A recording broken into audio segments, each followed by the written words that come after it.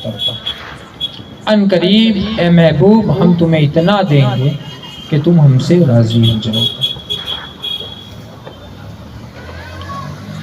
حضرت کی موجودگی میں ایک سوال اٹھاتا ہوں، اسی سوال کا جواب دینے کی کوشش کروں گا.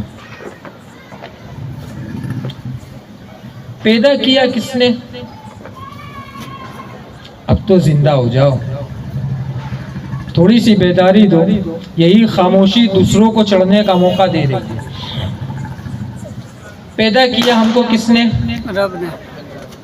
جس نے پیدا کیا اس کو راضی کریں گے. یہی ہے نا، جس نے پیدا کیا ہم کو، ہم اسی کو راضی کریں گے نا. ہمارے مربی، جسے اللہ نے ہمارا مربی بنایا، ہمارے ماں باپ ہماری خدمت نہیں کریں گے، ہم ماں باپ کی خدمت کریں گے. کیوں؟ کیونکہ ماں باپ راضی ہو جائے. ہمیں ماں باپ کو راضی کرنا ہے، اس لیے کہ پیدا رب نے کیا اور ذریعہ ماں باپ کو بنایا. تو جس کو ذریعہ بنایا ہمیں اسے راضی کرنا ہے، وہ ہم کو راضی نہیں کریں گے. لیکن یہاں معاملہ کچھ اور، یا معاملہ الٹا. اے محبوب ہم تمہیں ان قریب اتنا عطا کریں گے کہ تم ہم سے راضی ہو جاؤ گے. میں سوچنے لگا، اے مولا تو نے پیدا کیا، تو نے نبی کو بنا کر بھیجا، لیکن سارے نبیوں سے الگ، سارے رسولوں سے الگ آدم آئے تو مرضی یہ، رضامندی یہ کہ آدم خدا کو راضی کرے، نوح خدا کو راضی کرے، زکریا خدا کو راضی کرے، شعیب خدا کو راضی کرے، موسیٰ خدا کو راضی کرے، ابراہیم خدا کو راضی کرے، اسماعیل خدا کو راضی کرے، اسحاق خدا کو راضی کرے، عیسیٰ خدا کو راضی کرے. آدم سے لے کر میں عیسیٰ علیہ السلام تک سارے نبی خدا کی رضا چاہیں. لیکن اے محبوب ہم نے تمہیں وہ مقام دیا ہے کہ ہم تمہاری رضا چاہیں گے. سبحان اللہ، سبحان اللہ. اے محبوب ہم تمہیں راضی کریں گے تاکہ دنیا کو پتہ چل جائے کہ آدم سے عیسیٰ تک جتنے آئے وہ اور ہیں. اے محبوب 12ویں کی رات میں ہم نے تجھ میں جو بھیجا ہے، تمہارا مقام کچھ اور ہے. ہم نے سب سے جدا بنا کر بھیجا ہے، اے محبوب سب سے الگ بنا کر بھیجا ہے. اور قرآن کی ہر آیت صبح قیامت تک کے لیے میرے نبی کی تعریف. آج میں تھوڑا سی ہٹ جاؤں.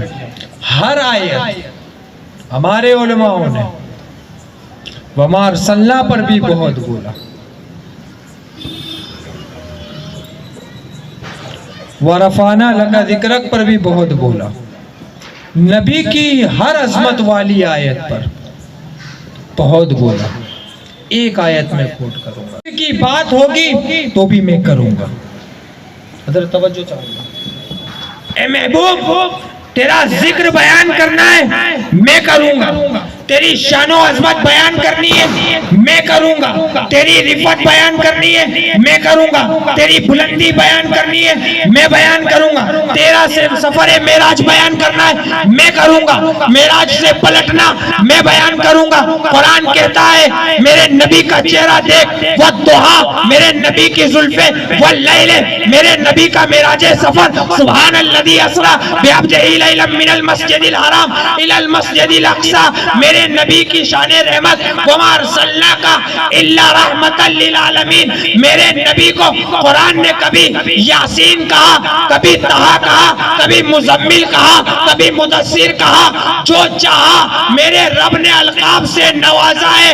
لیکن اے محبوب ہم نے یہ قرآن صبح قیامت تک کے لیے نازل کیا ہے تاکہ یہ سند ہو جائے تیری تعریف کی. اسی تعریف میں ایک آیت اور کوٹ کر دی، اُتِلُّم بَعْدَ ذَلِكَ بِزَنِينَ.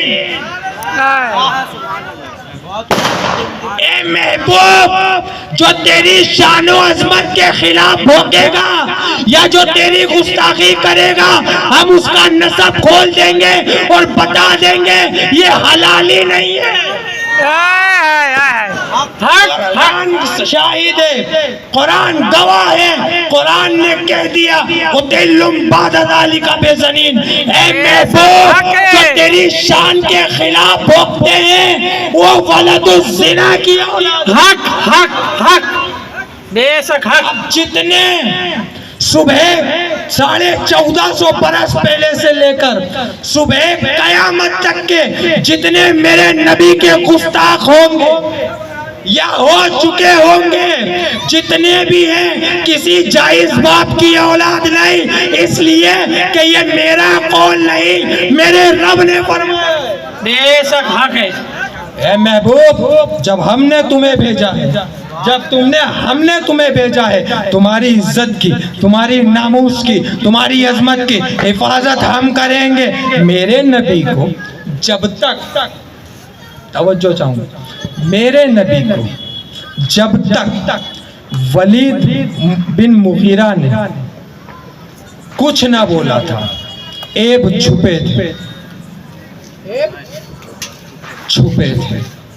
جس دن میرے نبی کی گستاخی کرا، جس دن تاریخوں میں کتابوں میں روایتیں ہیں، جس دن اس نے میرے نبی کی گستاخی کرا قرآن نہ کیا، جبریل چلے سدرا چھوڑ کر، اے محبوب دل چھوٹا نہ کرو، تمہارے رب نے فرمایا قتلتم بعد ذلک بزنین۔ اے محبوب یہ ولد الزنا کی اولاد۔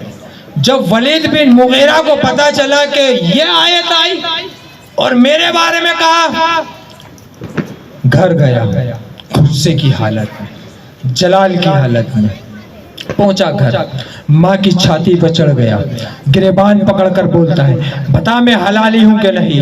ماں نے کہا جو اولاد اپنی ماں کی چھاتی پر چڑھ کے اس کا گریبان پکڑ لے وہ کبھی حلالی نہیں ہو سکتی۔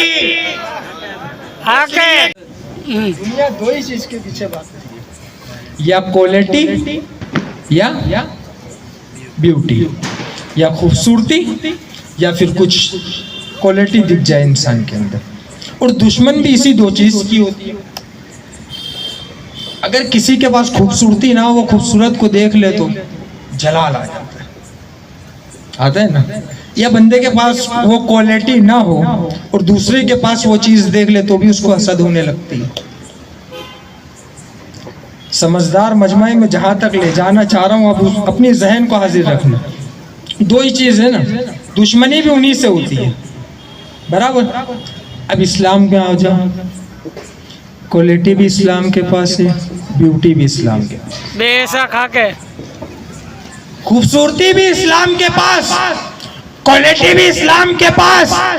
اب جتنے اسلام کے دشمن بنے گھوم رہے ہیں، نہ ان کے پاس بیوٹی ہے نہ کوالٹی، اس لیے واحد اسلام ایسا مذہب ہے، دین ایسا مذہب ہے کہ سب دشمن بنے گھوم رہے ہیں۔ اب پتا چلا کہ دین اسلام کے جتنے دشمن ہیں نہ ان کے پاس کوالٹی ہے نہ بیوٹی ہے۔ حق ہے۔